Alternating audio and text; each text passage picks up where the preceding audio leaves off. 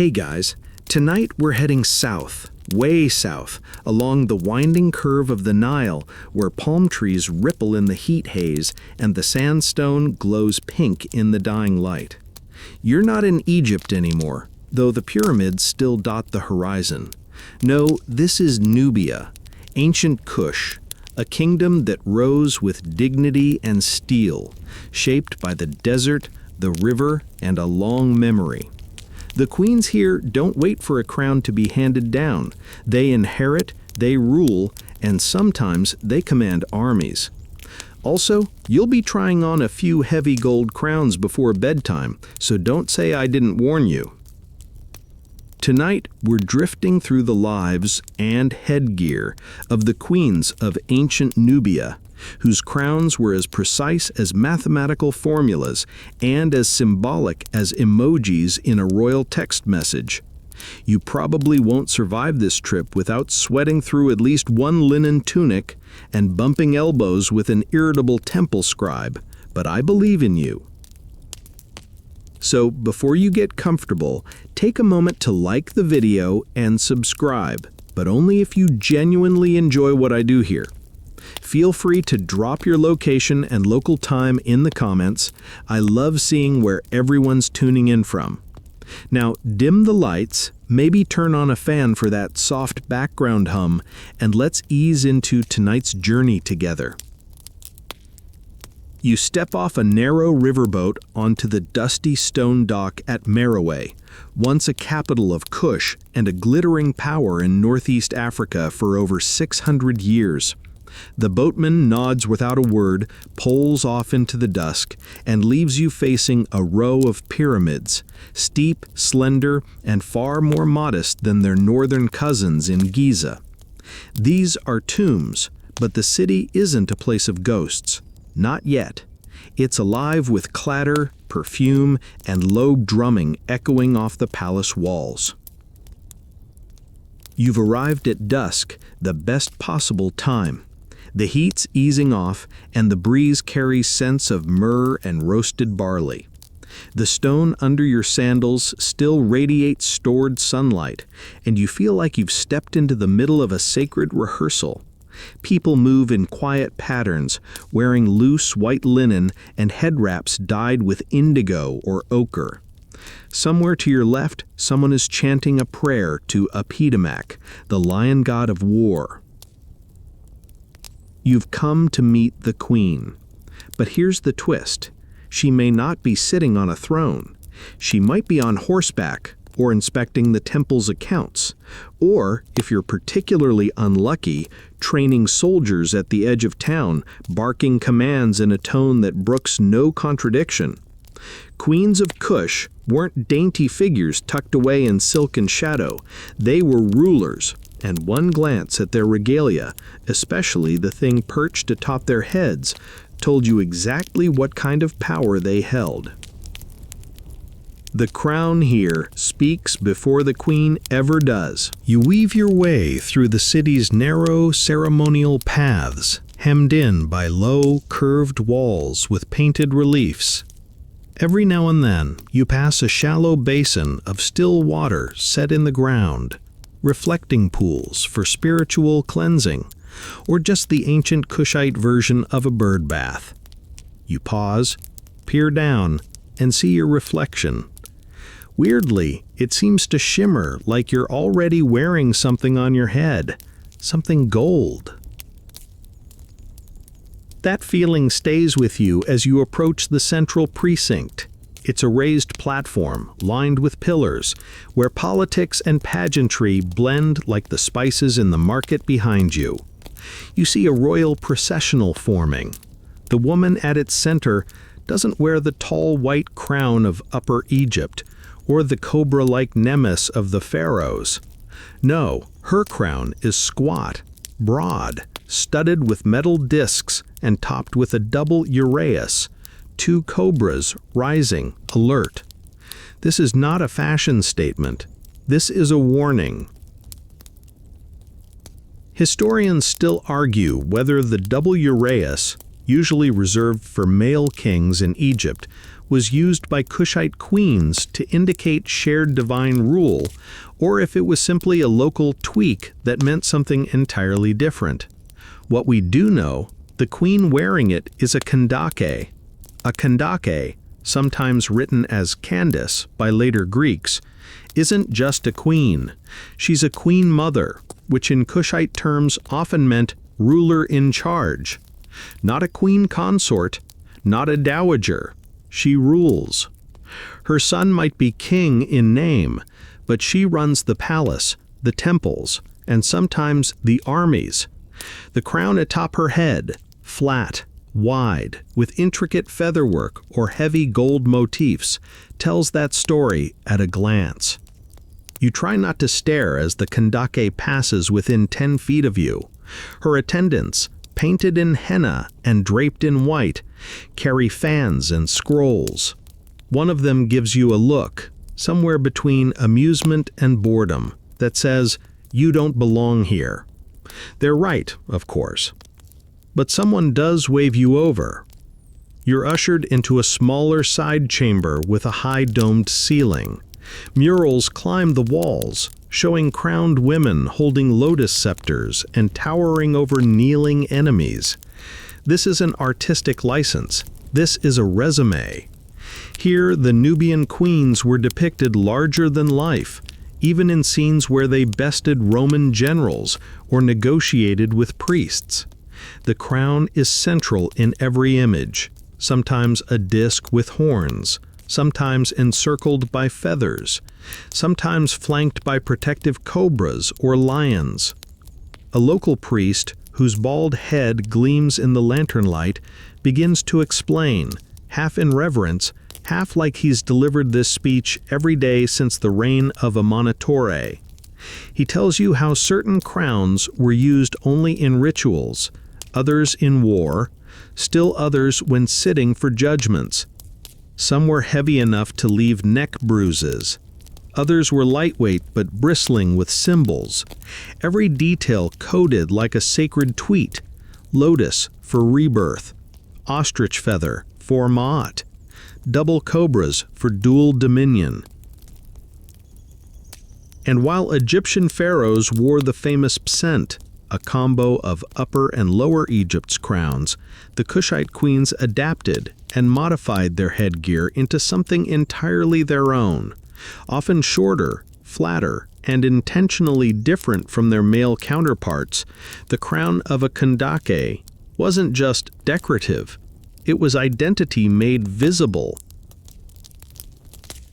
He doesn't let you try one on yet, but he lets you hold one, carefully.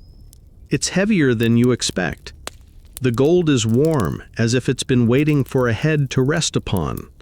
You feel the slight wobble of inlaid turquoise. The pattern is symmetrical, but the crown isn't flawless. There's a nick on one side, perhaps from battle, perhaps for ritual use. You imagine wearing this in front of a crowd, or leading troops, or standing beside the Nile at dawn, calling to the gods. You gently hand it back. The priest smiles, says something soft in Meroitic, still a language not yet fully decoded by scholars. You catch only the word kandake, and maybe something that sounds like chosen. Outside, the sky is deepening into indigo. You hear a horn in the distance, calling people to evening rites. You feel it. You're not just in a kingdom. You're in a world where women didn't need to fight for crowns. They just wore them. And the crowns spoke volumes. You don't get far before another attendant, this one younger, with his hair done in tight rows of braids and a sash you're pretty sure signals temple rank, pulls you gently by the sleeve and whispers that someone else is expecting you. You're led deeper into the palace complex, away from the broad ceremonial paths and into tighter courtyards where sun rarely touches the ground. Here, the air is cool and the walls are thick with painted glyphs you can't read, though some images repeat. Women seated on thrones, wearing elaborate headgear that ranges from spiked discs to circular bands with feathers curling behind the ears. You duck beneath a lintel and step into a small, high-walled courtyard. There, arranged on a low sandstone platform, are 7 crowns. 7, all different, all clearly intended for one head. The attendant gestures for you to sit, and a scribe, older, with slightly ink-stained fingers and the half-hunched posture of someone who's seen a lot, begins to explain what you're looking at. Each one, he says in a deep lulling voice, speaks before the queen does. When she enters the court, it is the crown that declares her intent. He doesn't mean metaphorically. In Kushite culture, crowns were essentially verbal. They acted as visual statements of rank, purpose, even mood. You imagine walking into a boardroom today wearing a baseball cap that screams, "I'm here to fire someone," or a bejeweled tiara that means, "Let's discuss irrigation reform." The attendant waves a hand over the first crown, a gold band with a single upright feather at its center.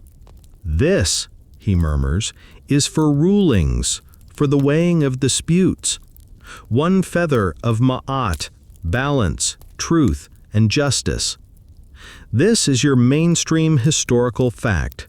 The feather of ma'at, known from Egyptian religion, also appears in Kushite iconography, symbolizing order and cosmic harmony. A queen wearing this feather isn't just a legal authority. She is the living balance of the kingdom." But the next crown, this one is a little more mysterious. It's a circular headband wrapped in linen dyed blue-black, with polished hematite stones sewn along its edge. It's darker, moodier, almost funereal in tone. "This," the scribe says, "is not often worn. It is for mourning, or transformation." Historians still argue whether such linen-wrapped crowns were symbols of grief, initiation, or rebirth. Some even wonder if they marked the beginning of a spiritual rite, the queen removing her political power to assume a divine or priestly role, if only temporarily. It's fringe theory, sure, but compelling in a sleepy, slightly spooky way. He lets you lift it, carefully, and you feel the coolness of the hematite and the unexpected softness of the aged linen. You imagine placing this on your own head in a dim temple chamber, surrounded by flickering oil lamps and chanting priestesses. Transformation indeed. The third crown is a showstopper, broad, flat, and edged with miniature gold cobras that curve outward like a crown of thorns, only, well, with venom. It's a military crown, no doubt about it. The uraei, the rearing cobras, are sculpted with their fangs out, their bodies ridged with etched scales. "Used when riding into battle," says the scribe simply. You raise your eyebrows. "A queen wore this into battle?" "Oh yes. Kandakes like Amani-Ranis, who we'll meet properly later, were known for leading armies personally, sometimes even losing eyes in the process. The military crown wasn't ceremonial fluff, it was part of the gear, a psychological weapon. Imagine facing a cavalry charge and seeing a woman at its head, wearing a crown of gold snakes. Sleep tight. But it wasn't just about intimidation. The cobras were also divine symbols of protection. The serpent goddess Wadjet, originally Egyptian, had slithered her way into Nubian belief systems. She protected rulers by spitting fire at their enemies. So the crown, half fashion, half flame-spitting snake defense system. The fourth crown you examine is very different.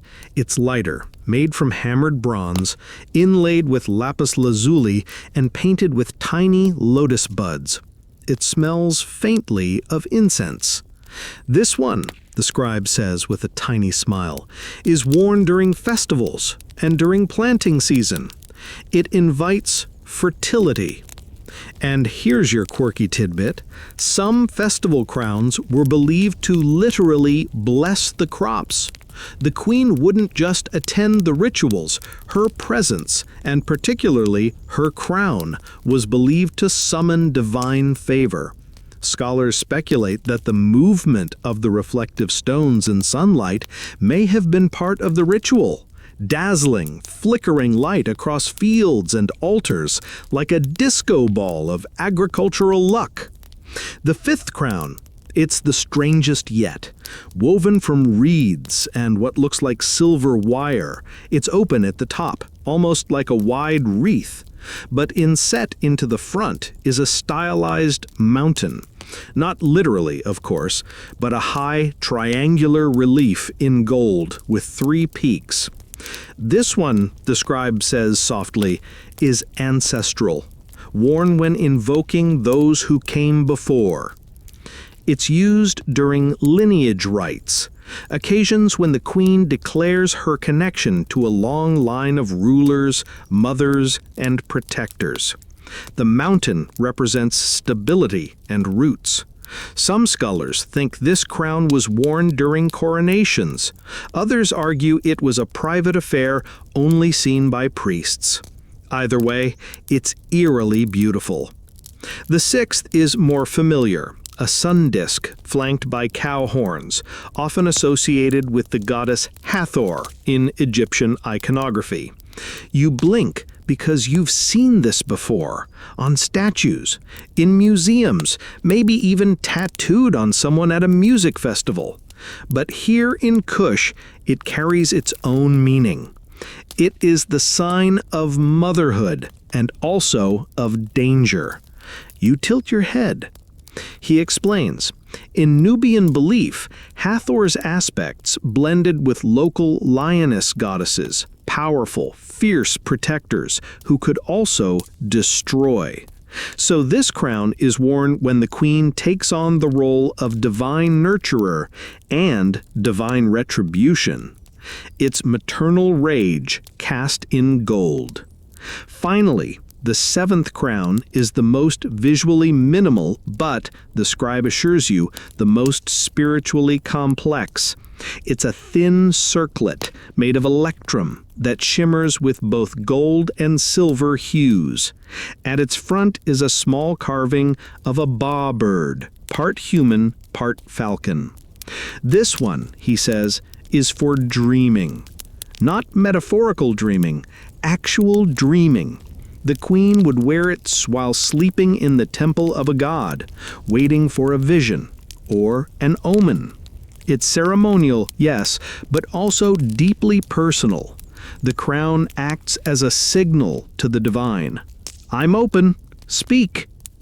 Some say the ba bird would ferry the queen's soul through the dreamscape, gathering whispers from gods or ancestors. Others scoff at this, claiming the practice was over by the 1st century CE. But the crown exists, and it is beautiful in its simplicity. You sit back, a little dizzy. 7 crowns, 7 messages, 7 facets of one ruler, and you haven't even met the queen yet. The next morning, you're woken not by the sun, but by the sound of rhythmic drumming rolling over the city like waves against a sandstone shore. Somewhere, someone is chanting. Not quite singing, not quite speaking. It's melodic, but firm. You open your eyes inside a guest chamber, tucked into the eastern edge of the temple complex. The air is still cool, but the scent of roasted barley wafts in, along with incense, probably frankincense, maybe a hint of cinnamon. You don't know where your sandals are. No matter. You pad barefoot across the smooth stone floor and step out into the golden morning light of Meroe. The procession you saw yesterday is returning, dusty and satisfied. In their center is the Kondake, but today she's not wearing a crown at all. Not yet. Her hair is tightly braided and wrapped in deep red linen. She nods to the crowd, regal but relaxed, like she's walked back from somewhere important. And indeed, she has. This was a ritual night, you're told, a night for dreaming in the temple. And now she'll speak.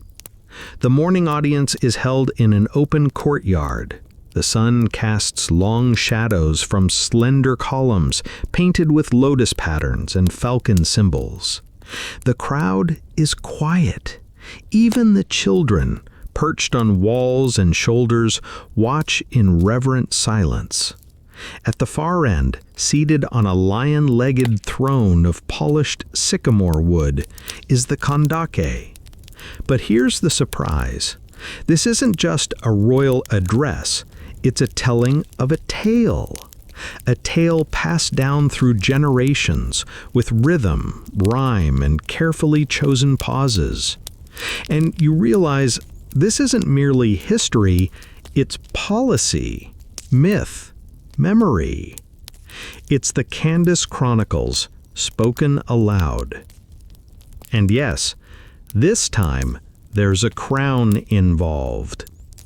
She wears a tall, tiered headdress today, different from any of the 7 you saw the night before. This one is stacked, almost like a 3-tiered cake made of blue stone and gold filigree, with a single feather tucked horizontally at the very top. It looks too precarious to be practical. It's not meant for war, it's meant for storytelling. As the queen speaks, she weaves together the deeds of earlier Kondakes, queens whose names ripple through the air like incantations. Shanak Dekete, Amanisha Kete, Nawi Dimak.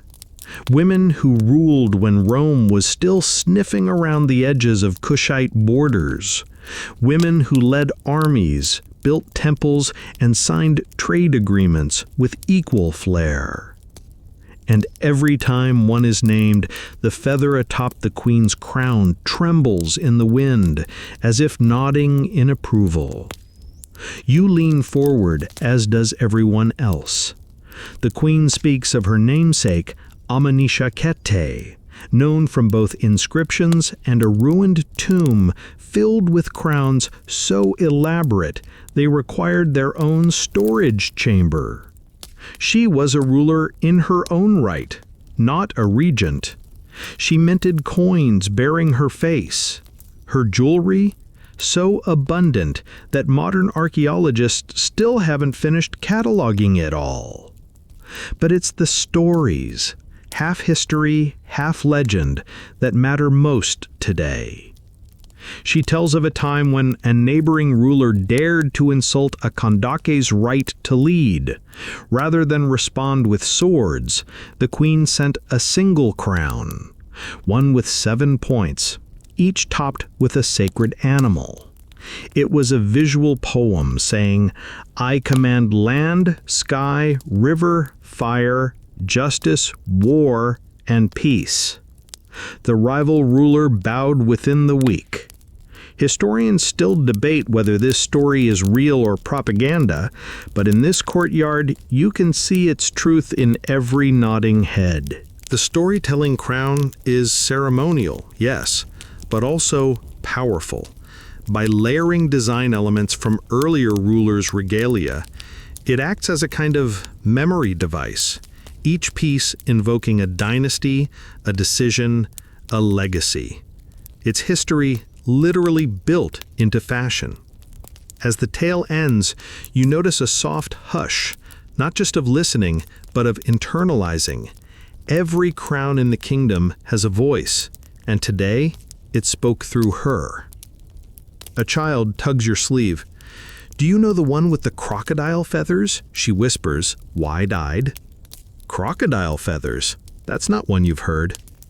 Later, over fermented date beer, which tastes better than it sounds, you're told about it by one of the temple women, who rolls her eyes with affectionate patience. "That one's half myth," she says. "They say one queen, Amaniarenas maybe, had a headdress made with crocodile plumes to signify her power over both land and river." She leans in. "But crocodiles don't have feathers. You know that, right?" You laugh, but you also keep an eye out just in case. And this brings you to one of the most remarkable and underrated aspects of the Kandakes. Their power wasn't just martial or religious. It was narrative. They shaped the story. Through court recitations, temple reliefs, and yes, their very crowns, they controlled the historical narrative long before Roman historians ever took pen to scroll. One of the oldest images of a Kandake, Shanaktakate, from the 2nd century BCE, shows her holding the crook and flail, traditional symbols of Egyptian royalty, but with a crown that's distinctively Kushite, short, angular, with stylized plumes and aureae that curl downward rather than up. It signals both lineage and independence. And here's your mainstream fact. Kandakes appear in multiple Roman records as formidable rulers. The Greeks and Romans called them Candace, assuming it was a proper name instead of a title. In their writings, they describe how these queens negotiated, resisted conquest, and sometimes beat the Romans at their own game. But here's the debate. Was there a strict royal sequence of these queens? Did the Kandake always rule as co-regent, or was it a case-by-case basis? Historians still argue over the structure of Kushite succession. Some evidence suggests matrilineal inheritance. Others point to more complex joint rule arrangements, perhaps even elective rule among royal women. But from your vantage point, sipping lukewarm barley beer and watching the Kandake's crown catch the last slanting light of afternoon, the specifics feel almost beside the point. These women ruled, and their crowns told you everything you needed to know about lineage, intent, even mood. As the crowd begins to disperse, you linger. The queen meets your gaze briefly, nods once. You feel it, not like an honor, more like an invitation. The stories aren't done yet, and the crown on her head isn't just old, it's alive. Late that afternoon, you find yourself trudging along a dusty path that winds behind the palace, following a group of young messengers on horseback. Their horses are small, nimble, and decorated with dyed wool tassels that bounce with every step. You've been told to keep up, something about training exercises and demonstrations. You don't argue. You've learned that in Kush, even the ceremonial is hands-on. The terrain changes quickly. One moment you're in the city, surrounded by stone and structured ritual. The next, you're in the open expanse of the Sahel, where the only landmarks are a few acacia trees and the glint of gold spearheads on the horizon. You're not heading into a pageant. You're walking into a war game. And there she is again, the Kandake, but now armored. Not fully, of course. There's no plate mail here, no clanking iron suit. But her garments are layered and reinforced, dyed in stormy blues and ochre reds. She wears a leather cuirass over a linen tunic. Gold armlets shimmer under the sun. But most striking of all is her war crown. It's broad and flat, like a halo beaten into submission. At its front, a vulture and a cobra, staring side by side, their metal eyes glinting in different directions. Around the band's edge, Stylized iron thorns rise like sun rays. You squint and realize they're shaped like tiny lion claws. It's as much an announcement as armor. I am queen, protector, predator. The crown fits her perfectly, as if it's grown into her skull. You watch her mount a horse in one smooth motion, then raise her hand to signal the riders. What follows is not chaotic, it's disciplined, efficient. Dust flies in slow spirals as the Kandake's cavalry splits, wheels, reforms. She rides at the center, directing with short, sharp gestures. And through it all, the crown stays steady. It's heavy, yes, but it balances her. Or maybe she balances it. Mainstream historical records do in fact describe Kandake's leading military campaigns, most famously Amun-Rhaenus, who in the late 1st century BCE pushed back against a Roman advance. Her army not only resisted Rome, they captured the city of Syene, destroyed statues of Augustus, and returned to Meroe with the emperor's bronze head.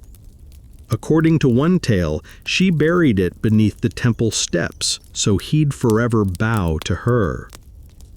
And here's your fringe fact. Some oral traditions claim she trained with bow and spear herself. Not all historians buy it, but in Kush, narrative is half the truth. And even if the queen didn't physically fight, her leadership in battle was understood as active, not symbolic. Her war crown wasn't something she pulled out for the victory banquet. It rode with her into the dust, into chaos. But it wasn't just about intimidation. The war crown was a map. Look closely, and you'll see small glyphs etched into the metal, symbols for gods, cities, perhaps enemies. One crown discovered near Napata had the outline of a river valley engraved along its inner rim. Scholars argue, was it a battle record, a prayer, a spell for safe passage? Historians still debate exactly how the crowns were made. Some say they were forged by dedicated royal smiths in sacred workshops near the temples. Others argue the queens themselves played a role, choosing materials, overseeing the rituals, maybe even adding personal touches, like a military general today tweaking the stitching on a parade uniform. But the physical construction is only half the story. What you feel watching the Kandake ride, crown gleaming, arms strong, gaze unflinching, is something harder to catalog. Presence. She commands without shouting. Her riders obey without hesitation. The crown, though heavy though it must be, doesn't seem to burden her. If anything, it elevates her. You shade your eyes against the sun and notice one detail that catches your breath. Her crown is chipped, just slightly, near the cobra's left fang, a small nick in the gold. You're not the only one who sees it. A nearby messenger leans over and whispers, "From the campaign against the desert raiders. She left it in." You nod. Of course she did. There's a hush as the drill ends. The Kandake rides slowly toward a stone platform set up at the edge of the field. She dismounts, steps up, and removes her crown, not with ceremony, but with familiarity, like a soldier putting down her weapon. She places it on a carved lion pedestal, and then she speaks, not to rally, not to boast, but to remember. She lists names of fallen warriors. You don't understand all the words, but the cadence is unmistakably mourning. The war crown isn't just a sign of aggression. It's also a memorial, a responsibility, a reminder. As the sun drops lower, the crown glows red gold. And now a priest approaches with a small bowl of water and a sprig of something herbal, maybe desert mint. He begins a ritual cleansing, brushing the crown with water while murmuring a blessing. The Kandake kneels beside him, hands on her knees, eyes lowered. Here's something unexpected. There's tenderness here. In Kush, power isn't just domination. It's stewardship. The war crown isn't a trophy, it's a burden willingly worn. Each scratch tells a story. Each ritual cleansing is a vow to use that power wisely. You sit cross-legged in the grass, watching the last light vanish behind the low hills. No fanfare, no speeches, just a queen, her warriors, and the heavy crown now resting on cool stone, still warm from her brow. And just when you think the day is done, she turns, walks toward you, and pauses. She reaches out, presses her thumb lightly to your forehead, then nods once before continuing past. You're not sure what it means, but for a brief moment you feel the weight of gold, of duty, of history, pressing gently on your brow. You don't sleep that night. Not because of fear or discomfort. The guest chamber is quiet, and the linen bedding smells faintly of frankincense, but because something is stirring. Not outside. Inside. You keep seeing that war crown resting on the lion pedestal, the way it caught the light, the way the queen bowed before it, the way it seemed to hold memory in its metal. By morning, you're ready to ask questions, which is how you end up inside the temple of Amun, where the air is thick with incense and anticipation. The high priestess, tall, silent, and dressed in a layered indigo shawl, ushers you through arched passageways carved with scenes of offering and thunderous kingship. You recognize more queens than you expect. Every few yards, there's a familiar face in profile, the sharp jaw of Amanitore, the arched brow of Shinakadekte. Above each, a distinctive crown. Your guide brings you into a long inner sanctum, lit only by narrow slats in the ceiling. No torches, no oil lamps, just the soft, clean light of mid-morning filtered through sandstone. In the center of the room is what you've been waiting for. The crown fitting chamber. Well, not a room exactly, more like a shrine, perhaps. There's a low stone platform flanked by copper mirrors. Bowls of aromatic oils rest nearby, along with shallow dishes filled with crushed malachite and cinnabar, used not only for makeup, but for ritual cleansing. In the back of the chamber, resting atop a black granite pedestal, is a crown unlike any you've seen yet. It's lighter, rounded, like a cap. Made of gold, yes, but softened by inlaid lapis and etched lotus flowers. At the front sits a single cobra, modest in size, but alive in detail, mouth open just enough to be unsettling. This is the ritual crown. The high priestess gestures toward it. Then, without a word, she begins the fitting. You kneel. She dips her fingers into a clay bowl and marks your temples with a cooling salve made from palm oil and something faintly minty. As she sets the crown on your head, you feel its curves settle over your skull with unsettling ease, like it's done this before. She murmurs something you don't quite catch, then steps back. You're left staring into the copper mirror. It doesn't quite look like you anymore. Your reflection is calm, regal, a little terrifying. You get the sudden feeling that this crown isn't for everyone. And that's the point. The fitting crown is part of a longer ritual cycle, a preparation for festivals, sacrifices, temple judgments, and high holy days. Unlike the war crown, which tells the world who's in charge, the ritual crown whispers only to the gods. It doesn't dazzle with size or ornament. It's precise, thoughtful, layered with sacred meaning. Here's your mainstream historical fact. Temple reliefs at Gebel Barkal and elsewhere show queens wearing these rounded ritual crowns during offerings to Amun, the ram-headed god of creation and kingship. They often stand alone in these images. No male consort, no court, just the queen, the god, and the crown. But here's your quirkier tidbit. Some of these ritual crowns may have included aromatic elements sewn into their linings, thin reeds soaked in myrrh or powdered resin, so the queen's scent would be pleasing to the gods.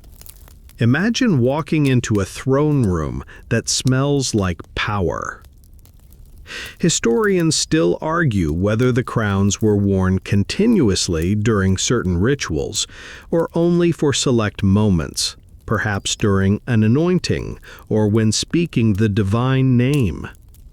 Some believe the ritual crown was so sacred that even high officials were forbidden to look directly at it when in use. What's not debated? These crowns were infused with layers of symbol. The lotus represents rebirth. The lapis evokes the divine sky. The cobra, always the cobra, is both death and protection. You remove the crown slowly. It leaves a slight pressure behind, like the ghost of a thought you can't quite shake. The priestess smiles, not warmly, but approvingly, and beckons you to the next chamber. Here, things take a softer turn. You enter a room filled with wooden stands draped in fabric. Crowns rest on each, some familiar, others oddly whimsical. There's one shaped like a half moon, another braided with peacock feathers. One looks like it's made from layers of bark, lacquered and burnished to a dark gleam. This is the informal collection. Turns out even queens had days off, or, well, less formal days. These crowns were worn during garden walks, private meetings, or visits to local sanctuaries. Some of them weren't crowns at all, strictly speaking, more like ceremonial headbands or decorative wraps. But they still conveyed status. They still told stories. You pick up a slim circlet braided with blue linen and tiny seashells. It smells faintly of river clay and old cedar wood. Probably worn during a Nile pilgrimage or a temple festival in honor of Hapi, god of the flood. And then you find it, the most unexpected crown of all. It's made of reeds, simple, unadorned, barely a crown, more like a circle of grass dried under desert sun. "What is this?" you ask aloud, not really expecting an answer. The priestess, for the first time, chuckles. "That," she says, "is the humility crown." And just like that, everything shifts again. In Kushite tradition, humility wasn't weakness. It was sacred. Once a year, during the festival of renewal, the Kandaki would remove all ornament, don simple robes, and wear this crown of reeds. She would walk among the people without fanfare, listen to grievances, offer small judgments. A queen made visible, and, for briefly, human. The humility crown reminded everyone, including herself, that power isn't just gold in cobras. It's accountability and attention. You turn it over in your hands. It's brittle now, but once it must have been springy, alive with moisture from the Nile marshes. You're not allowed to wear this one. Too sacred. So, you bow slightly, place it back on its stand, and step away. As you exit the fitting chamber, your fingers still tingling with the weight of earlier crowns, you realize something unexpected. Every crown, from the humblest wreath to the most dazzling battle circlet, isn't just a symbol of who the queen is. It's a promise of who she chooses to be. You're seated now in the palace garden, a quiet, shaded corner where the air smells of warm earth, fig leaves, and something herbal that might be ancient mint or just someone's lunch nearby. Birds chatter somewhere overhead, hopping between branches of a neem tree that's older than most countries. The kandake isn't here yet, but her story is. A younger attendant sits with you, chewing slowly on a strip of dried fruit, and without ceremony, he begins to tell the tale you've heard hinted at since you arrived. The queen who eyed Caesar. Now, to be fair, eyed might be generous. Depending on which source you believe, Amanirenes, queen and kandake of Kush, met the Romans not with flirty diplomacy, but with a full-on invasion. No fan letters, no romantic dinners by the Nile, just war elephants and flaming arrows. It's around 25 BCE. The Roman Empire is stretching, puffing its chest, and feeling particularly imperial. Augustus has his eye on Egypt, newly conquered after the fall of Cleopatra and Mark Antony. The next logical step? Push south. Except that's where Amanirenes lives, and she is not in the mood.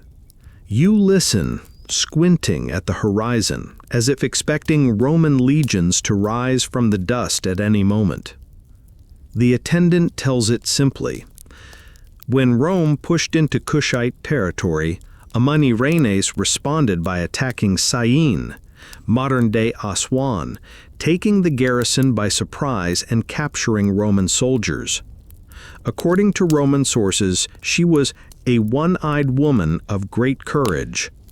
One eye, huh? Your guide shrugs. It was from battle, he says, gesturing vaguely at his own face, or maybe from fate. But she didn't flinch. And now comes the part that matters most, what she wore. This is not a queen who dons subtle circlets or understated linen bands. Amanirenes wore a crown that made her intentions very clear. Descriptions vary, of course. Some accounts suggest it was a traditional Kushite war headdress. Others hint at something designed specifically for this campaign. What survives in local lore is the image of a tall, flared crown shaped like a burning lotus, inlaid with dark stones, possibly obsidian or black garnet. And at its front, a broken Roman eagle. Not a real one, a symbolic piece. A thin eagle crest carved from iron, snapped at the neck, welded to the crown's base like a statement. Not here, not today. Fringe? Absolutely. Unverified? Totally. But you can't stop picturing it. You close your eyes, and you're there. Dust in your mouth, spear in your hand. You watch the queen on her horse, her burning lotus crown glinting like a challenge.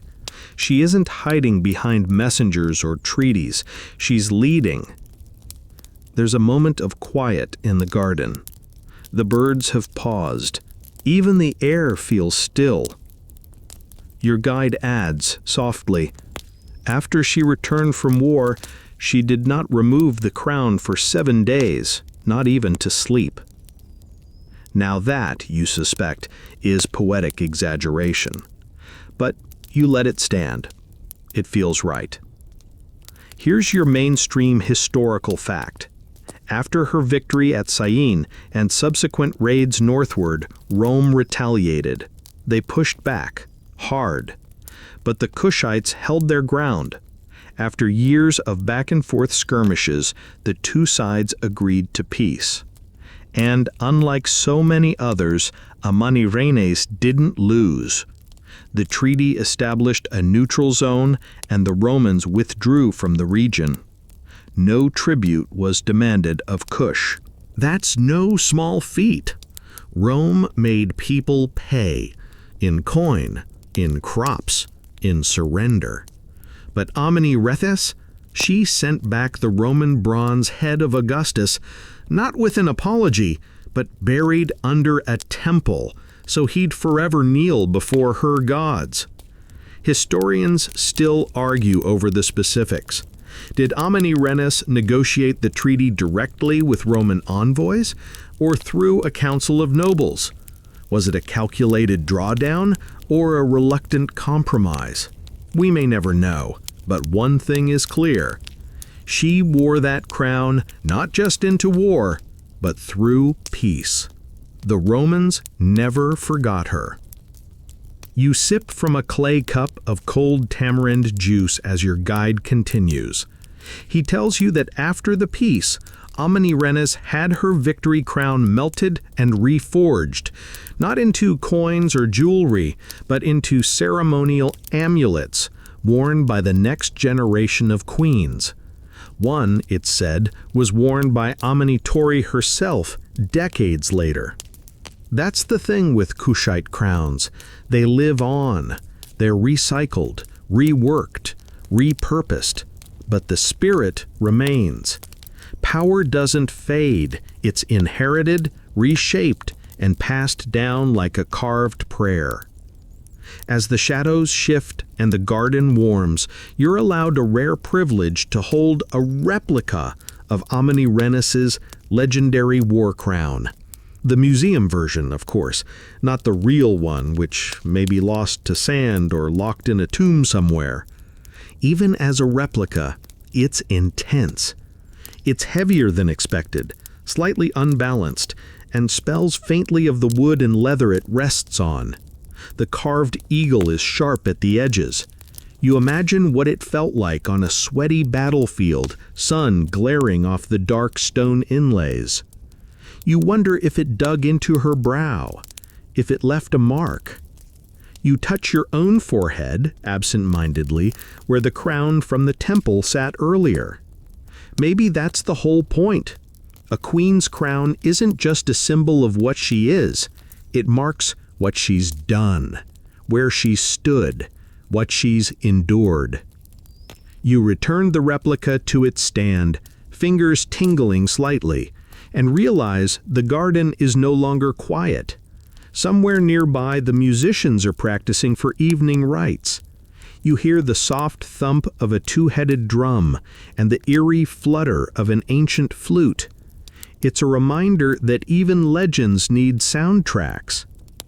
And as you stand to leave, your guide looks at you curiously and asks, "Would you have buried the Roman head too?"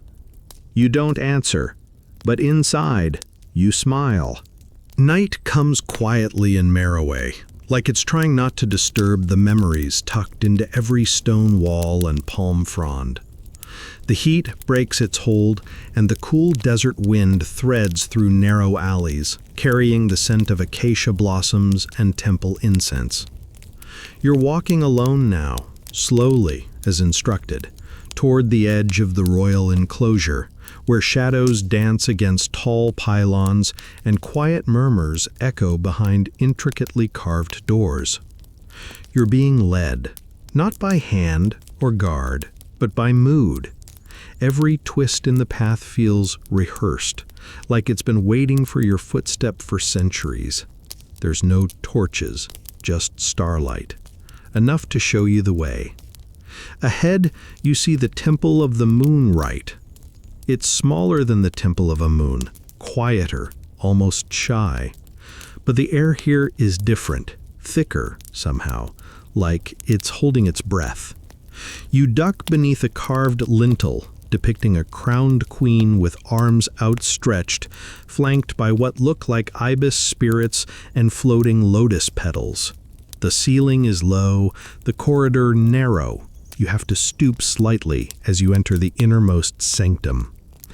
Inside, everything is stone and silver. The floor is polished basalt, smooth as still water.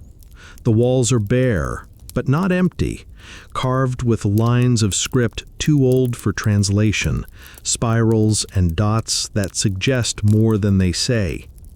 In the center of the room is a small raised platform with a round pedestal atop it. Waiting there is a crown. But unlike the crowns you've seen before, this one doesn't gleam. It glows, faintly, as if it remembers light. It's made of silver, or something like silver, and shaped into a smooth crescent that wraps around the head but leaves the crown bare. At the back is a single round stone, a white moonstone, or perhaps a polished piece of bone, carved and set like a quiet eye. This is the moon crown, and you're not here to wear it. You're here to watch it be fed. Yes, fed. That's the word they use. The priestess enters soundlessly. You barely notice her until she's there, gliding rather than walking, dressed in midnight blue linen dusted with powdered pearl. She carries a small tray with 3 items: a curved bronze bowl filled with incense paste, a flame flickering weakly inside, a goblet of water tinted pale pink, and a folded cloth you recognize as temple-grade linen, the kind woven only once per lunar cycle. She approaches the crown and bows, not to it exactly, but with it, as if it were an extension of her own body. Then she begins the ritual. First, she anoints the base of the crown with the incense, whispering words that trail off like mist. The paste melts slightly against the metal, sending up curls of scent: myrrh, honey, something sharp and green like desert sage. Then she touches the moonstone with the cloth, dabbing it 3 times. Finally, she sprinkles the tinted water around the base of the pedestal in a slow circle, murmuring with each drop. You don't move. You barely breathe. This is what happens in the night. The crown is fed. Not for vanity, not for glory, but to keep it awake. Here's your mainstream fact. Kushite ritual included cyclical renewal ceremonies, often centered on the moon, fertility, and cosmic alignment. Unlike their Egyptian neighbors, whose rituals focused heavily on solar imagery, the Kushites gave equal reverence to the lunar cycle, especially in royal rites of passage. And the moon crown? It was worn only at night, sometimes by the queen, sometimes by a priestess acting as her spiritual proxy. The ritual feeding ensured that the crown, and by extension the power it embodied, remained spiritually nourished. A hungry crown, they believed, could invite chaos. Now here's your fringe tidbit. In one obscure text discovered near Napata, there's mention of a crown that would hum like bees if neglected too long. No modern scholar has confirmed this, but a few have noted the subtle ringing tones of temple metalwork at night, especially when touched by desert wind. Coincidence? Maybe, maybe not. Historians still argue over the purpose of the moonstone itself. Was it purely symbolic, linked to the goddess Amesemi, the moon deity often depicted alongside lion-headed Apadamak? Or was it functional, perhaps infused with oil or resin to absorb scent, allowing it to release sacred aroma during ceremonies? You watch as the ritual concludes. The priestess lays the cloth gently over the crown, not covering it exactly, but shading it as one might shade a sleeping child. And then she speaks, directly to you. You may place your hand beside it, but do not touch, she says softly. You nod, step forward, and kneel. The stone floor is cool under your knees. You extend your hand, palm down, a few inches from the crown's rim. And for a moment, you feel something. It's not heat, not cold, just awareness. As if the crown knows you're there, or rather, it knows someone is here who has listened, watched, respected. You withdraw your hand slowly. The priestess nods again, not in approval, but in acknowledgement. You've been witnessed. You've witnessed in return. There is power in this room, yes, but it's not the loud kind. It's the kind that doesn't flinch when the sun goes down. The kind that doesn't need a sword or a declaration. The kind that hums softly, silver in the dark. As you exit the temple, the stars are brilliant. So close you half expect to trip on one. The city is quiet now. Even the markets have gone still. But high above, on the central palace tower, a brazier burns beside the royal chambers, and next to it, unmistakably silhouetted by firelight, is the Kandake. She wears the moon crown, and though she does not look at you, you know she sees. It's the next morning, and you're still trying to put words to what you felt beside the moon crown. It wasn't just reverence, it was connectivity. The kind of ancient quiet that hums behind your ribs hours after the drums stop. The kind of quiet you carry without realizing it, until someone else notices you're walking slower, looking longer, thinking in centuries instead of seconds. But there's no time to linger. Today, you're a diplomat. Well, not officially. You've been invited, more like swept up, into the preparations for a regional envoy's visit.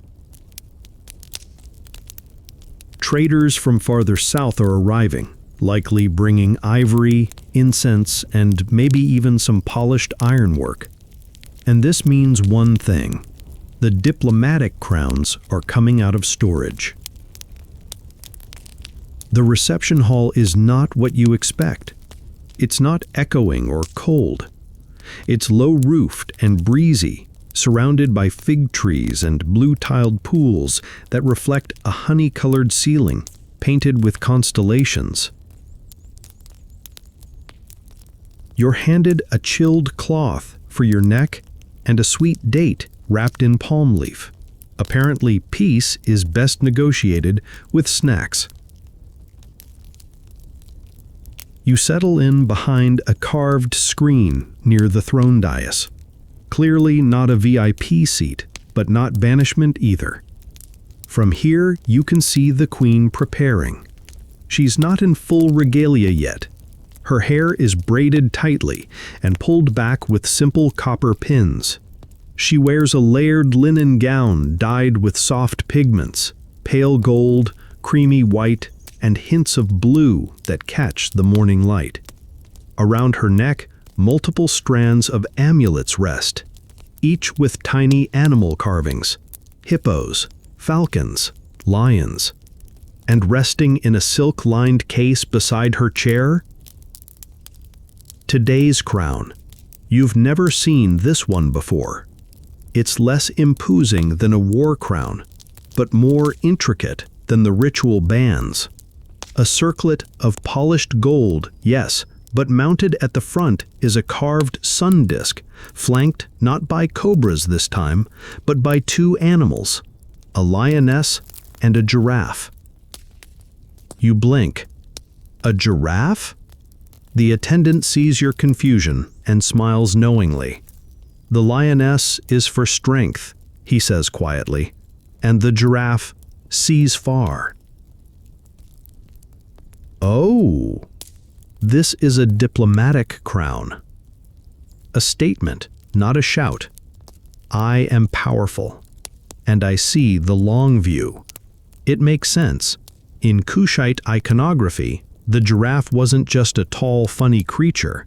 It was a symbol of foresight and watchfulness, able to see approaching storms, travelers, even enemies. The lioness? Well, she speaks for herself. Here's your mainstream historical fact. Nubian diplomacy was sophisticated, particularly in the Meroitic period. The queens of Kush traded extensively with kingdoms to the south and east, bringing in exotic goods, rare metals, and ideas. And they navigated Roman pressure, local rivalries, and shifting borders with a deftness that many modern diplomats would envy. But here's the quirky tidbit. There are records, mostly preserved in Roman and Egyptian commentary, that describe envoys being greeted not just by royal speech, but by symbolic accessories.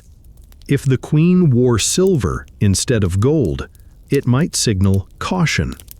If a crown bore both lioness and giraffe, well, that was her saying, I am not only strong, I am patient. Historians still argue whether the Kushite queens had a formal diplomatic code built into their dress and regalia, or whether this was more organic, a cultural language that evolved through ritual and repetition. Some scholars argue these meanings were too fluid to be fixed. Others point to temple inscriptions that may act as fashion-laden lexicons of statecraft. Regardless, today's performance is seamless. You watch as the Kandake rises, walks slowly to her gilded throne, and settles herself with practiced ease. The diplomatic crown gleams under the skylight. Her eyes scan the approaching delegation, not coldly, not warmly either, just attentively, like a lioness watching a watering hole. The envoys enter. They bow. She does not. One of them, a wiry man draped in heavy blue cotton, produces a carved ivory box and presents it with 2 hands. The queen doesn't take it. One of her attendants does. She tilts her head. That's enough. And now she speaks. You catch phrases here and there, blessings to their river gods, acknowledgments of trade routes, something about the season of flood being favorable. But what stands out isn't what she says. It's what she doesn't say. She lets the crown do most of the talking. Every time a request is made about land access or escort protection for a merchant caravan, her hand drifts slightly to the lioness on her crown. Not ostentatiously, just enough. When they hint at overstepping a boundary, she touches the giraffe instead. The message is clear. I see what you're doing, and I choose to remain calm. For now. It works. You can feel the tension rise and settle like a flute tuning itself mid-song. By the end of the audience, gifts have been accepted, courtesies exchanged, and a treaty, or something treaty-ish, has been agreed upon. As the envoys leave, she removes the crown. Not roughly, gently, with both hands. She doesn't hand it off either. She sets it down herself on a lion-footed table beside her chair, as if to say, the conversation is over. My message has been delivered. Later that afternoon, you're invited to the crown room again, but this time, it's not just for observation. You're asked to help clean. Now, don't get excited. You're not polishing gold. You're dabbing tiny spots of sweat and ceremonial oil off the inner lining with a swatch of linen that smells like sand and cloves. It's surprisingly intimate. Like helping someone fold their most formal outfit after a long day. The attendant supervising you tells you something odd, in a voice half reverent, half amused. He says, "Some crowns only work once. You use them again, and the message is blurred." It's like whispering the same clever thing twice. Doesn't land. You chuckle. Even ancient queens had to switch up their accessories. And just before you leave, he adds, "The giraffe crown, that one, she's only worn twice." You don't ask what happened the first time. You don't have to. The silence in the room tells you enough. Midday heat presses down on Merowe like a warm, wet blanket that someone insists is comforting. Even the cats are asleep. The air smells faintly of copper, roasted barley, and sun-warmed dust. But you're not in the palace today. You're down near the outer ring of the artisan quarter, where the clink of hammers and the whisper of loom combs hum like a lullaby for the gods. Today's focus, the blurred lines between queen and king, and what happens when a crown gets complicated. You're led by an older textile worker, skin like sun-dried leather and arms wrapped in strips of cloth to guard against fiber cuts. She doesn't talk much.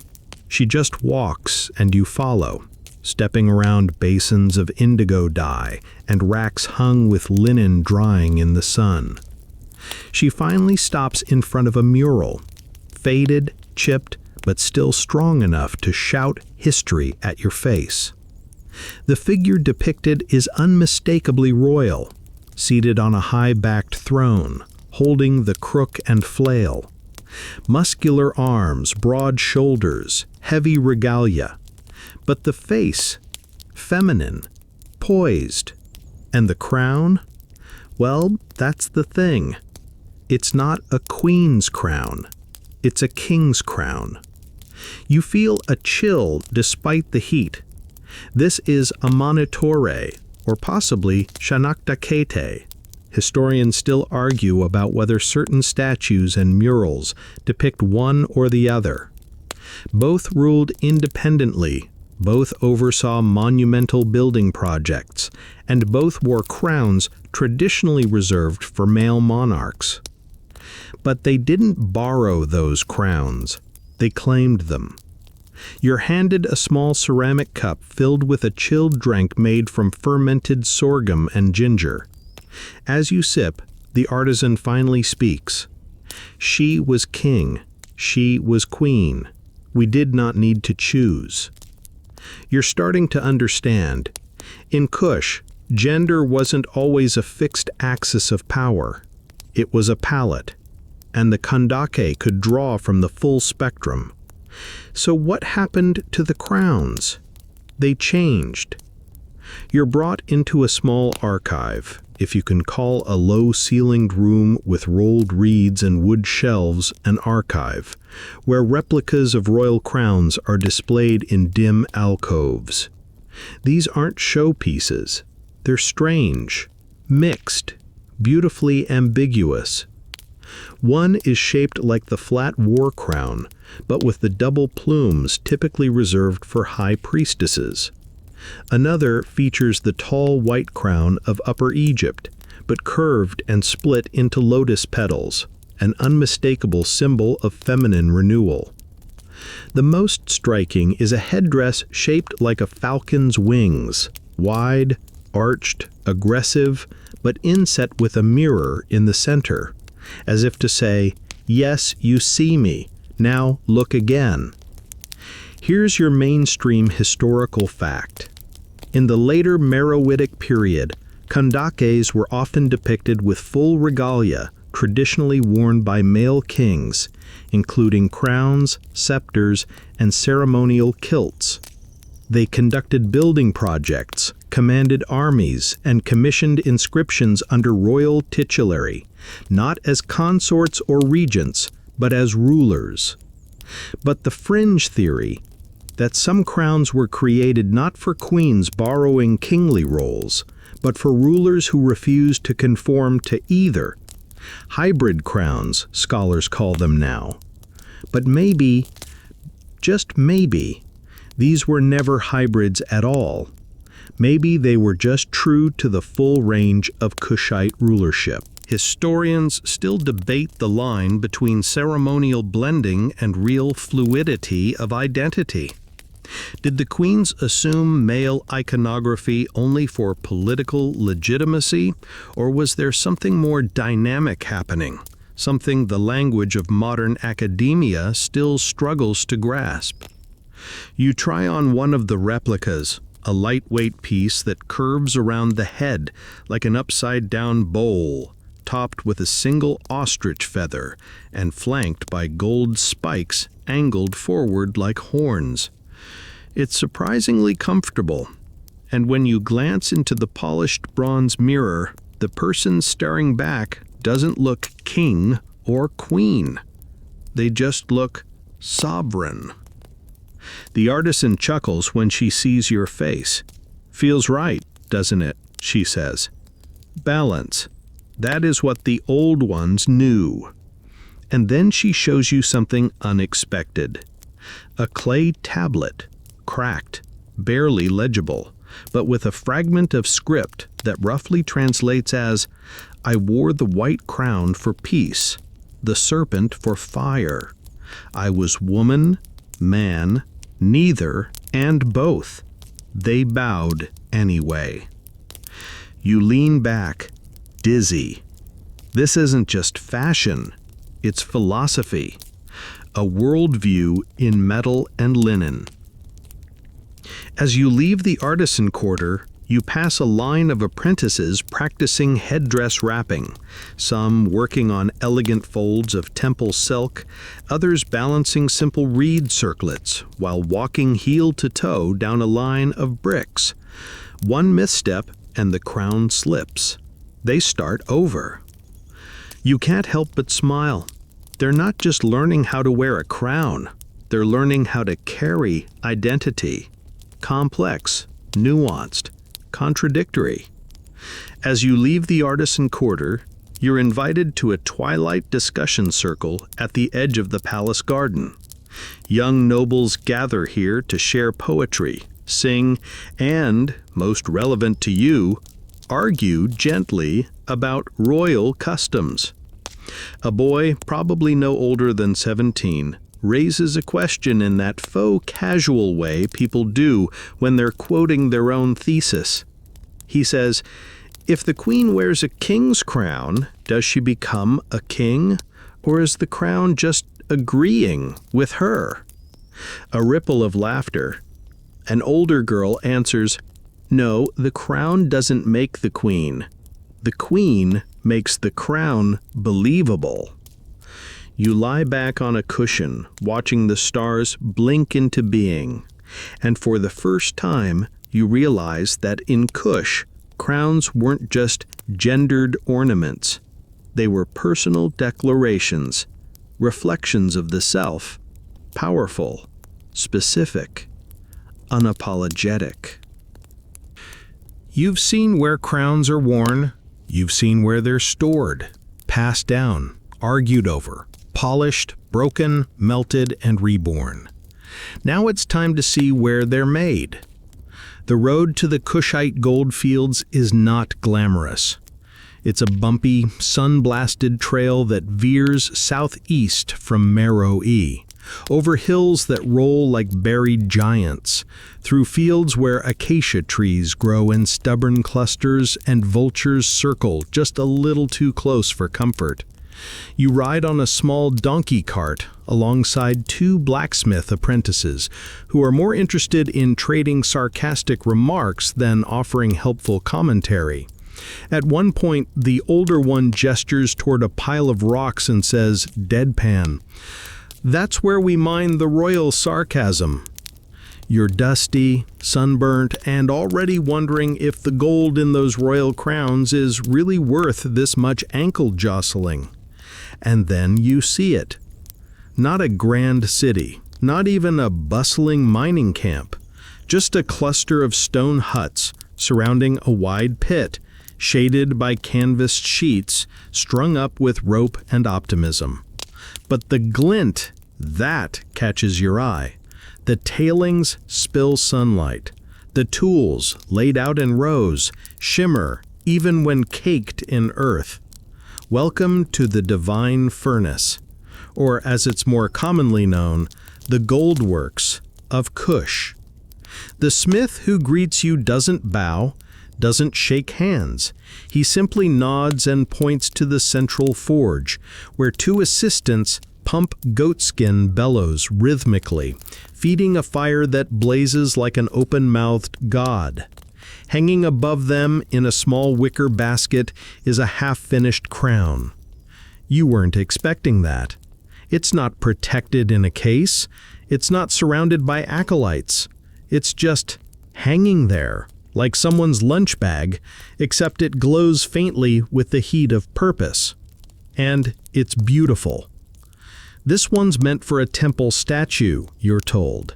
It's a ceremonial replica of a crown worn by Amenetor during her long reign, a blend of priestess and queen motifs with a spiral emblem etched along the side that scholars still argue over. Here's your mainstream fact. Kushite royalty oversaw and possibly even visited the mines and smithies that supplied their wealth. Gold from Nubia was famous throughout the ancient world, and its presence in Egyptian and Roman markets owes as much to Kushite extraction techniques as to trade. But here's the quirky tidbit. Some oral traditions claim that each royal crown had a birthday, not the day it was worn, but the day it was forged, and that this date was marked annually with quiet rituals, not for celebration, but for grounding, as if reminding the crown and its wearer where the power really came from. You're invited to stay for the next casting. The furnace is fed with local charcoal and strange, sticky resin that smells like roasted almonds and burnt flowers. The metal being melted isn't pure gold, but a carefully measured blend, possibly electrum, maybe a proprietary Kushite alloy. As the smith pours the molten metal into a carved mold, he chants softly. The words are rhythmic, but indecipherable. They're not instructions, they're offerings. A moment later, he looks up at you and says in a gravel, dry voice, "It is not gold unless it agrees to be." You blink. What does that mean? He shrugs. Sometimes the metal won't hold the shape. Then it's not for a crown. That's it. That's the whole explanation. Historians still argue about whether this was superstition, metaphor, or an early form of quality control.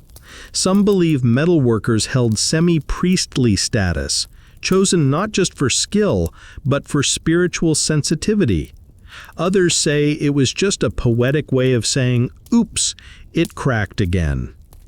You watch as the mold cools, emitting a faint sizzle like summer rain hitting hot stone. The smith opens it carefully, revealing a ring of metal with the rough beginnings of a crescent and sun disk. It's not finished, but it wants to be. And this is where it gets interesting. Every crown made here is spoken to during shaping. Not just prayed over, spoken to. It's part of the process. Not loud proclamations, not public speeches, just murmured encouragement, warnings, wishes. You will hold justice. You must carry wind and storm. You will not shake when fear comes. These aren't royal decrees. They're more like intimate instructions, like telling a child the kind of person they must grow up to be. Later that day, you're led to a narrow cave not far from the main forge. Inside, faintly visible under soot-streaked walls, are old drawings, simple ones, lines scratched into the stone. Crowns, dozens of them, some tall, some round, some ringed with cobras, others with stylized feathers, moons, or what looks like a goat chewing a leaf. You don't ask. One crown shape appears again and again, a wide circlet topped with a flat desk and a line of small bumps around its rim. No one's sure what it represents. It was never made, the smith says, tracing the outline with one calloused finger. It was only dreamed. You pause. A dream crown? He nods. The queen who wanted it never lived long enough. That hits differently. You leave the mines at dusk, cart creaking behind you, the wind carrying the scent of smoke and melted earth. In your lap is a small, harmless-looking piece of metal, a discarded scrap, shaped like half a feather. You keep it, the apprentice says. It didn't want to be a crown, but it still wanted to be something. You hold it up to the fading sun and watch it catch fire for a moment, then cool, and you realize every crown has a journey. Some are worn, some are lost, and some are still waiting. The day after your dusty descent into the gold mines, you wake to bird song and the unexpected sensation of something soft and heavy across your head.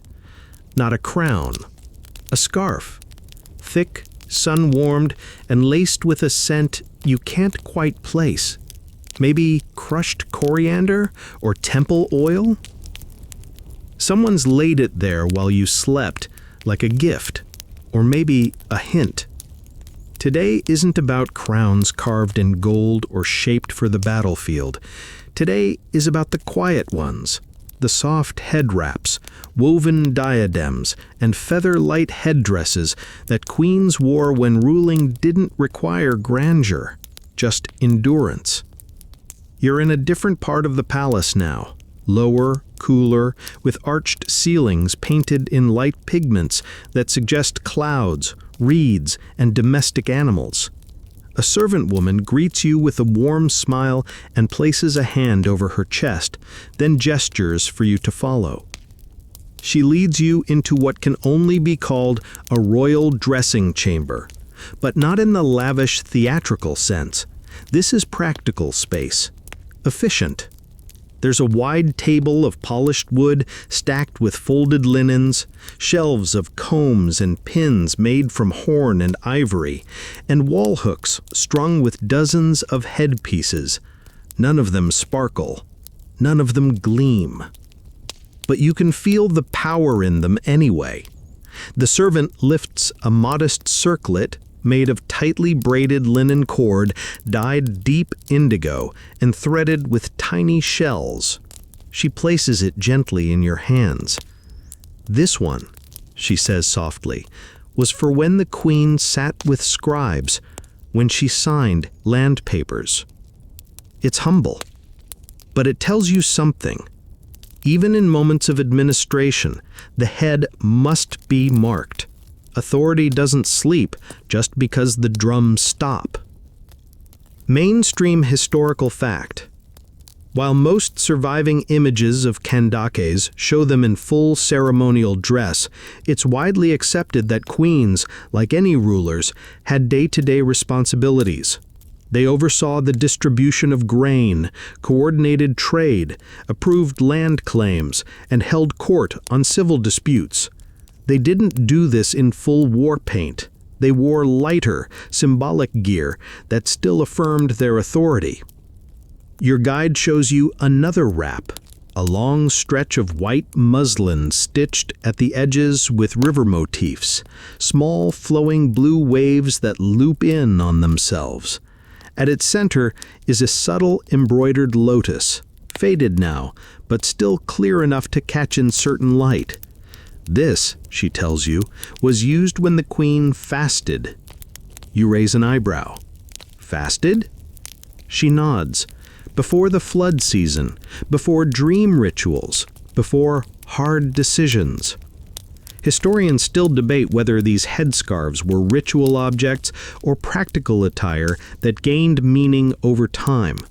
Some claim the patterns and stitching styles reflected the queen's personal beliefs or favored deities. Others argue they served a purpose similar to crowns, coded signals, subtle but firm. A way of saying, I am still ruling, even quietly. Then she lifts what might be the most beautiful piece of all. A sheer crimson veil, almost translucent, beaded with small bits of glass and bronze. This she wore when she grieved. The light catches the beads as she turns it in her hands, making it shimmer like a tear rolling down a cheek. Here is your quirky detail. Nubian queens often practiced public mourning, appearing veiled but still visible, not retreating from the world. The grief wasn't hidden, it was formalized, observed. When a royal family member died, or a military loss occurred, or even during national tragedies like failed harvests, the queen's visible sorrow became a kind of communal permission for others to feel. She didn't wear a crown. She wore a veil. You take a seat near a mirror, not a grand polished bronze one like in the throne room, but a simpler, handheld plate. Your guide begins wrapping your head in one of the linen pieces, narrating each step. This is how she sat in judgment for local disputes. A twist.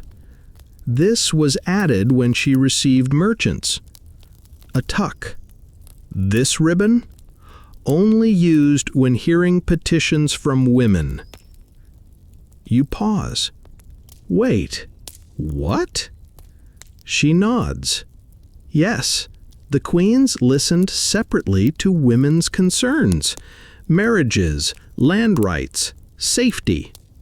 That's not fringe. That's revolutionary. And here's something else.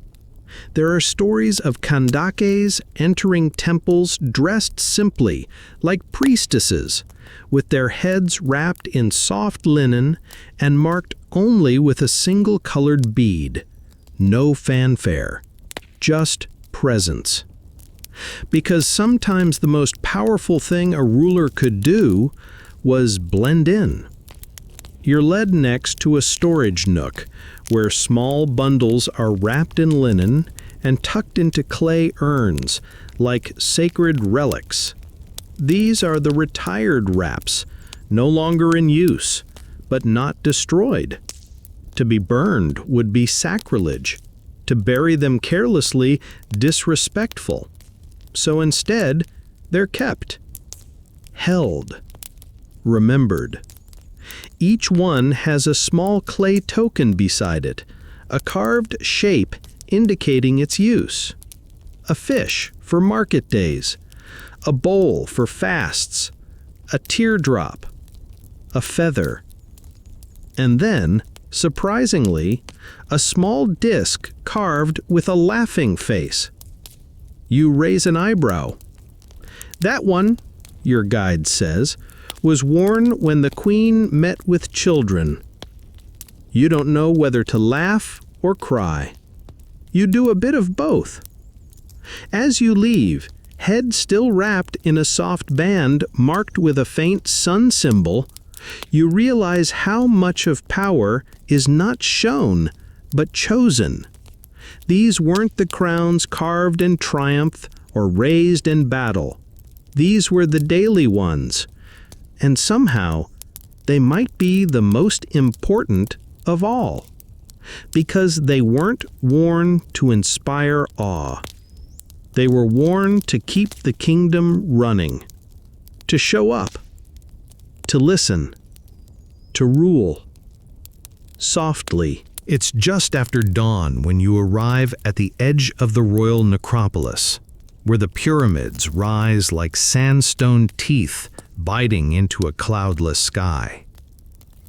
They're smaller than the Egyptian giants up north, but what they lack in size, they more than make up for in intensity. The angles are sharper, the sides steeper, the shadows deeper, and most importantly, they belong to queens. You're led by a quiet, one-eyed caretaker whose name you never catch. He doesn't say much, but he walks like he's done this for 100 years, maybe longer. The ground is crunchy beneath your sandals, stone chips and ancient dust. The air carries no birdsong, only the distant hush of wind curling around pyramid edges. This place isn't quite silent, but it speaks differently. You pass a series of carved stelae, each one commemorating a kandake. Some you recognize, some are faded almost to nothing, but every name carries weight. Amani Tore, Shanakdakete, Nahirko, Amani Uranus. Each queen lies beneath one of these pyramids, or at least part of her does. Because you're told the body was only half the burial, the crown often had its own destination.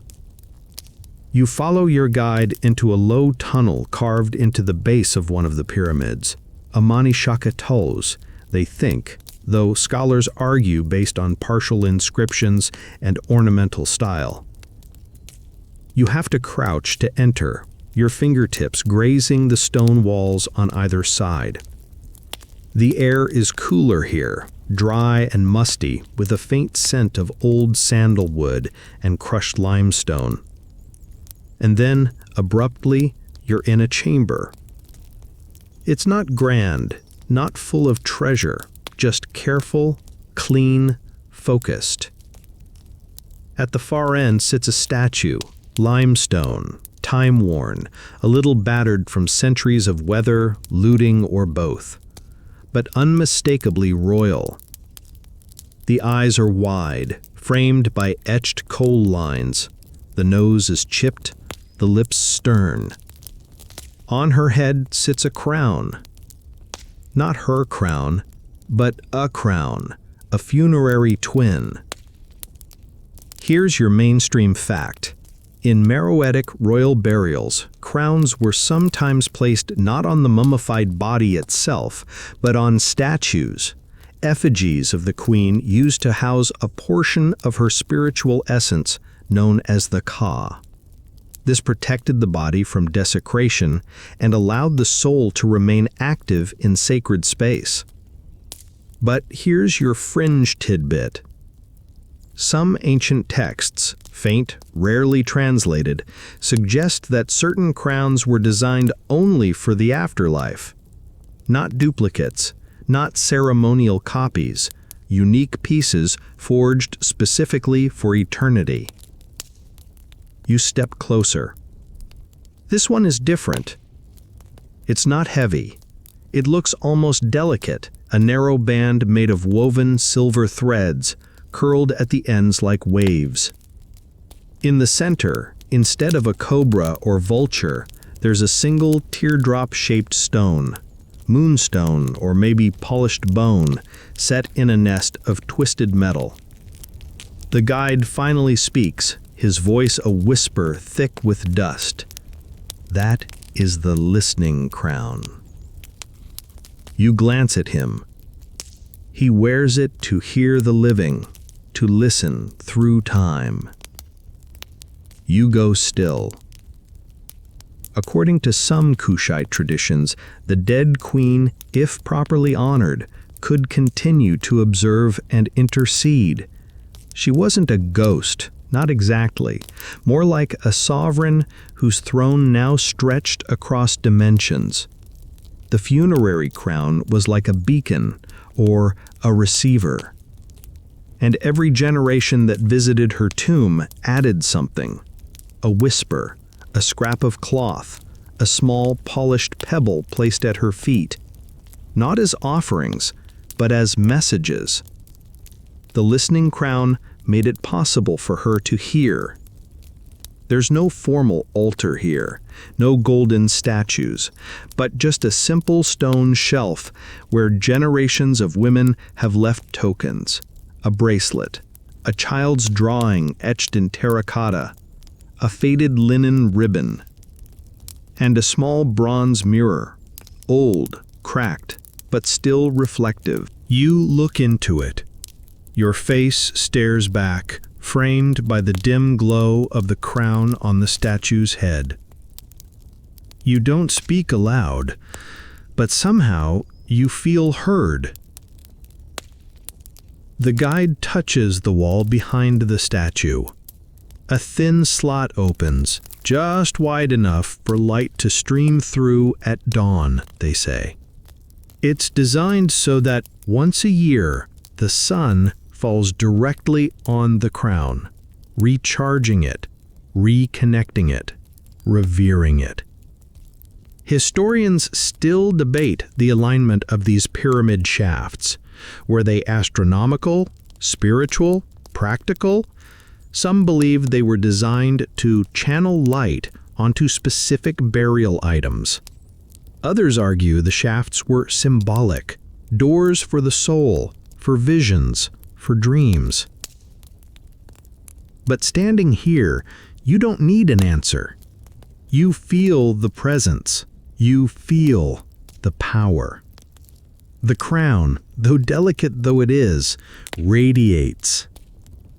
Before you leave, the guide gives you a small cloth-wrapped token. Inside is a tiny imitation of the listening crown's central stone. Glass, not moonstone, but shaped the same.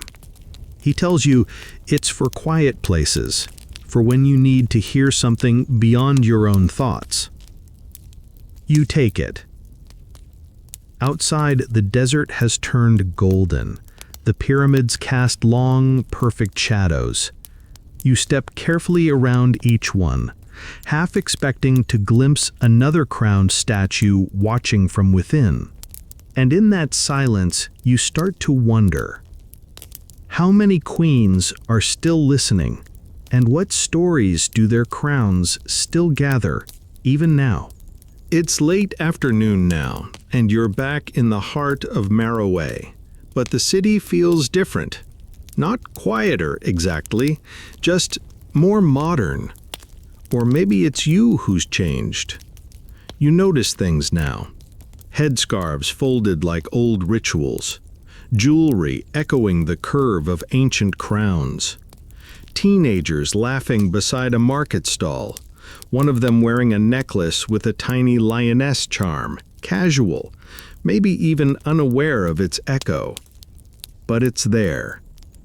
The echoes are everywhere. Today, you're with a small group of artists and artisans from nearby towns. They're setting up a festival pavilion, a half-museum, half-performance space dedicated to modern queens of Kush.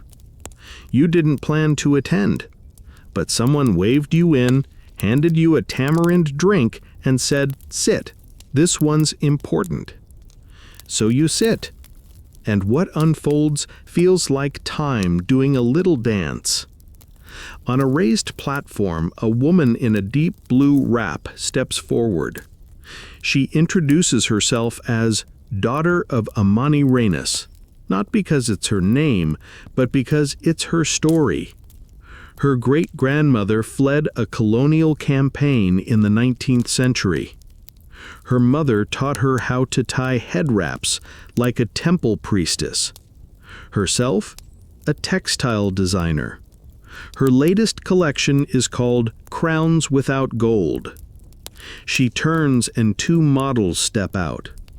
The first wears a lightweight tunic stitched with subtle spirals, just thread on cotton, no metal, but the neckline curves upward into the shape of a sun disk.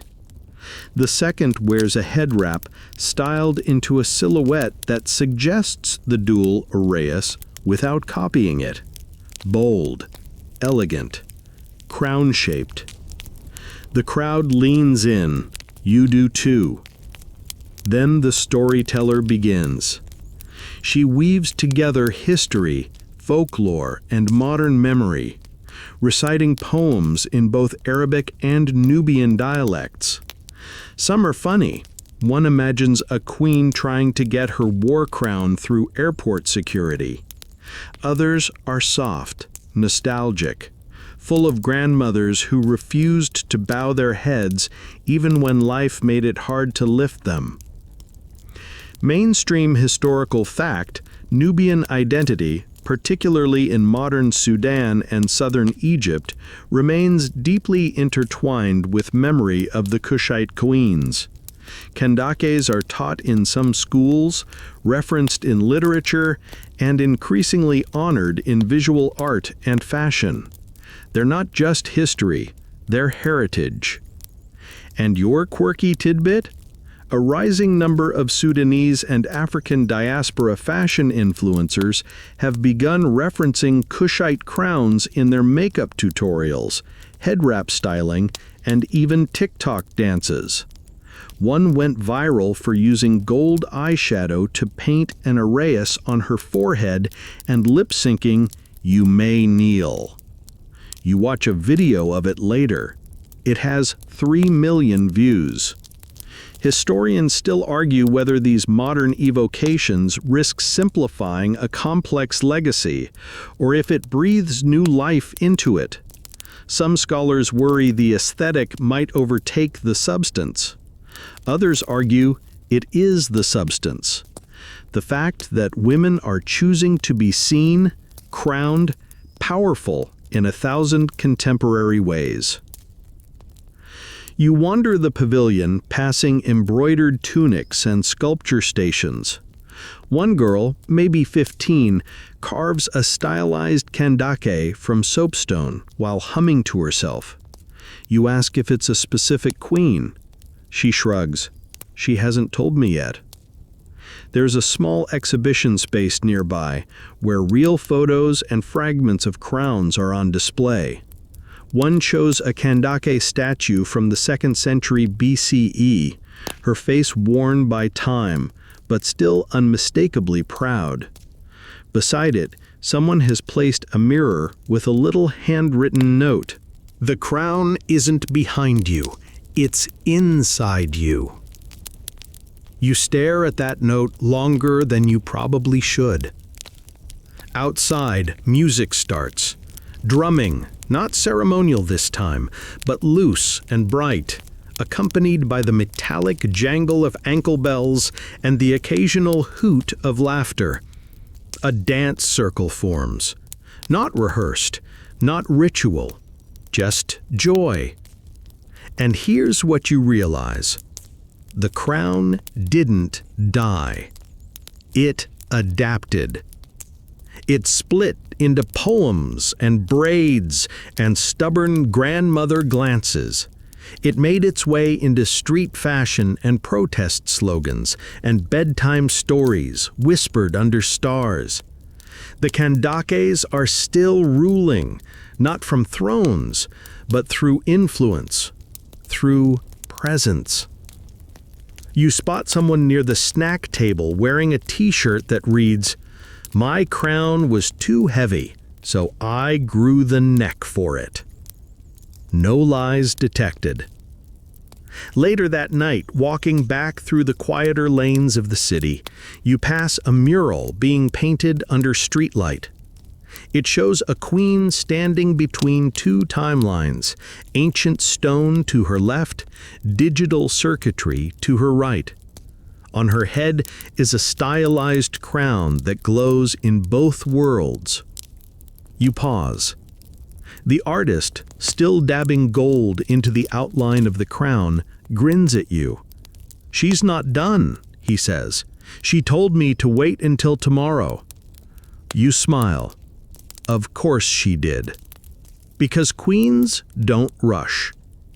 And crowns?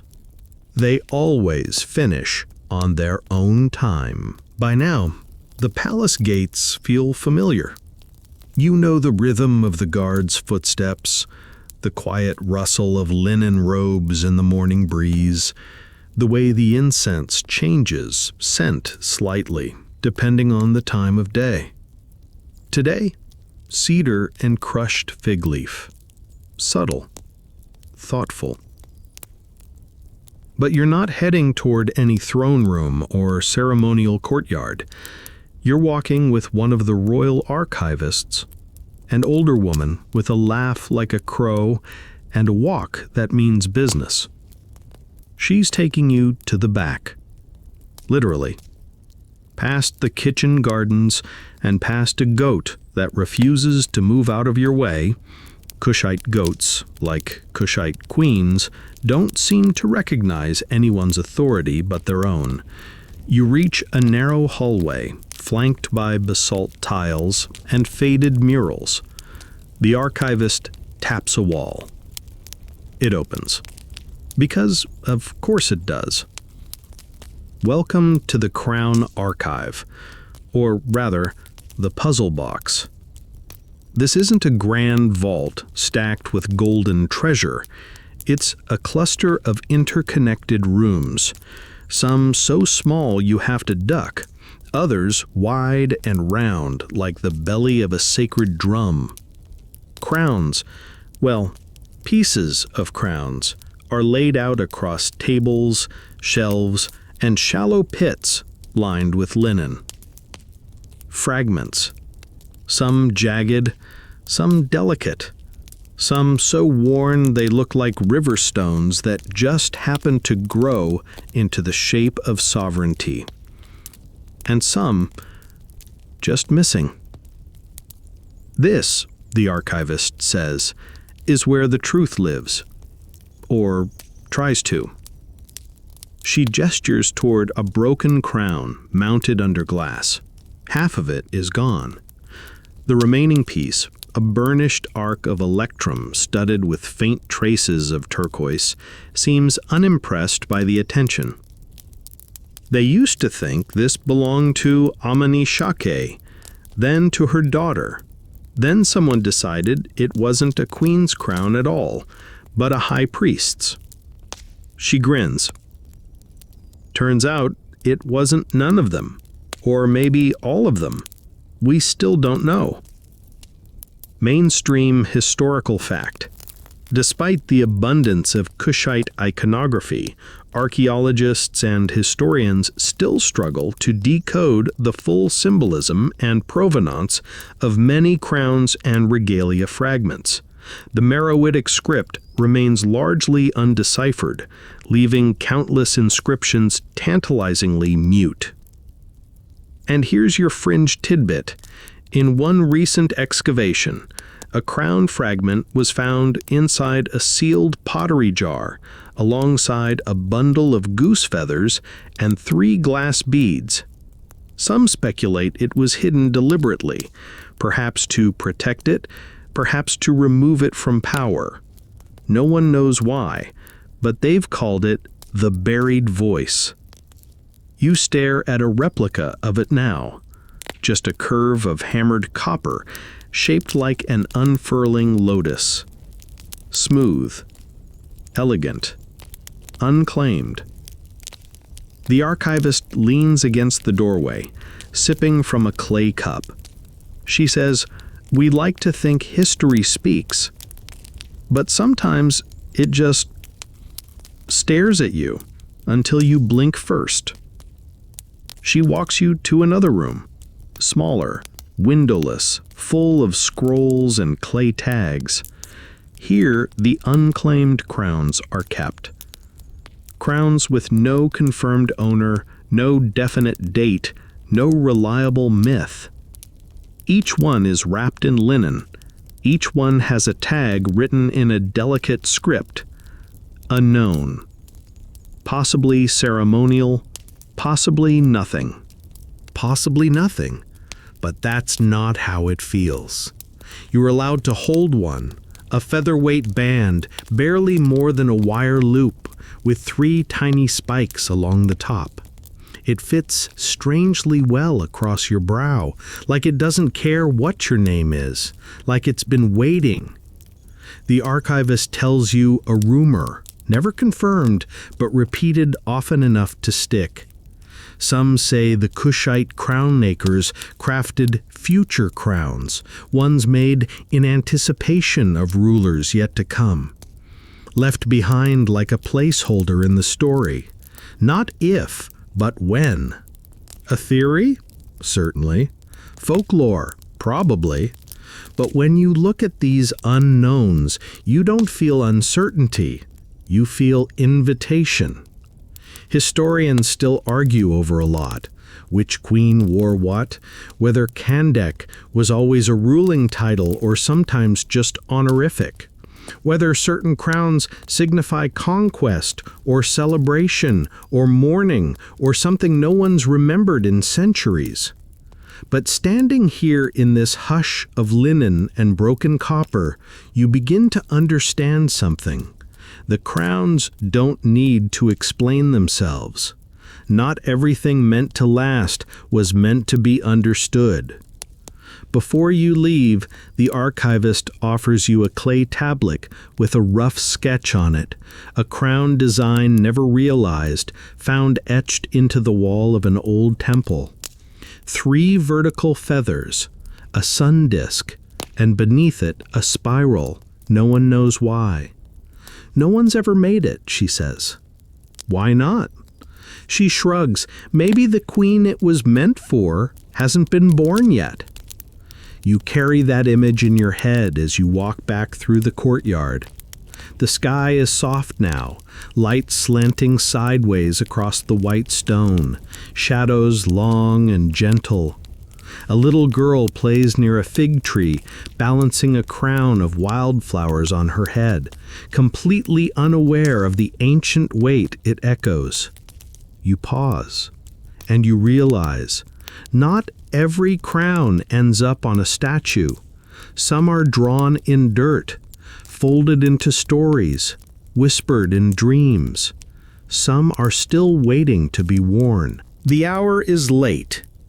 Meroe is half asleep, the noise of the market replaced by the soft clatter of oil lamps being trimmed. The occasional flap of linen curtains stirred by wind, and the distant ripple of river frogs waking up for the night shift. You walk slowly through the quiet palace halls one last time. You're not sure where you're going, and yet your feet seem to know. Back to the temple, the same one from the beginning, same curved doorway, same worn stone threshold, same faint traces of incense and moonlight. But this time, you're not here to observe.